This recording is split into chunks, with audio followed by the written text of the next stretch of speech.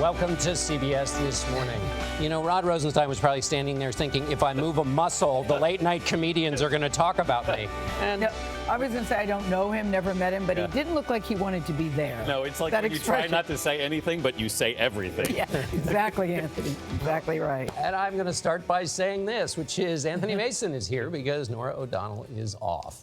Republicans say it is time to put the Russia investigation in the past. Democrats have a different plan now that the Robert Mueller's report is out in the public. President Trump claims total exoneration, and Russia's government is dismissing Mueller's findings. But the special counsel's 448-page report details the president's repeated efforts to stymie the investigation and how he was stopped by the people around him. Mueller found no collusion with Russian interfering with the election, but he did not decide the question of obstruction of justice. According to the report, if Mueller's team could have definitely said the president did not commit a crime, they would have. Paula Reid has covered this investigation from the very beginning. She's at the White House with the latest on this story. Paula, there's a lot to discuss today. Good morning. Gayle, there is so much to discuss, but of course we have to make clear the president has not been charged with any crime. But according to Robert Mueller, it's not for lack of trying. The special counsel's report yesterday laid out how often the people around the president need to protect him from his worst instincts. And yesterday in a press conference, his Attorney General William Barr often sounded like a defense attorney, offering a very understanding interpretation of the president's actions.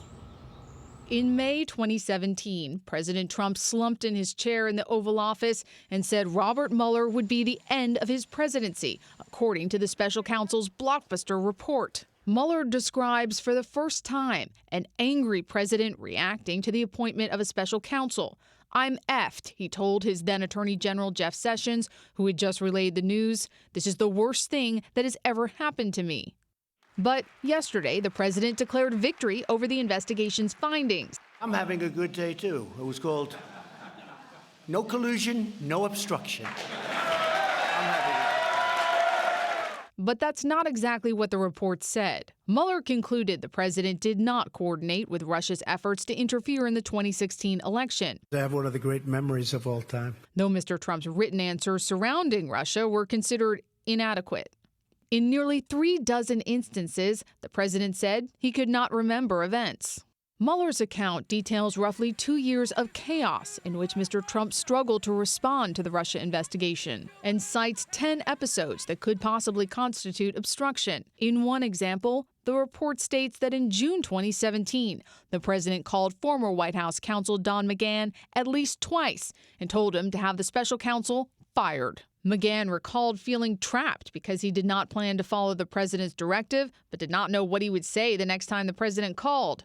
McGahn decided he needed to resign. The report says the president's efforts to influence the investigation were mostly unsuccessful, but that is largely because the persons who surrounded the president declined to carry out orders or accede to his requests. The special counsel concluded it could not exonerate the president on whether he obstructed justice, and it was Mueller's boss, Attorney General William Barr, who cleared the president on that question. In a press conference yesterday, Barr defended his handling of the investigation. So what do you say to people on both sides of the aisle who are concerned that you are trying to protect the president? The statements about his sincere beliefs are recognized in the report, that there was substantial evidence for that. So I'm not sure what your basis is for saying that I am being generous to the president.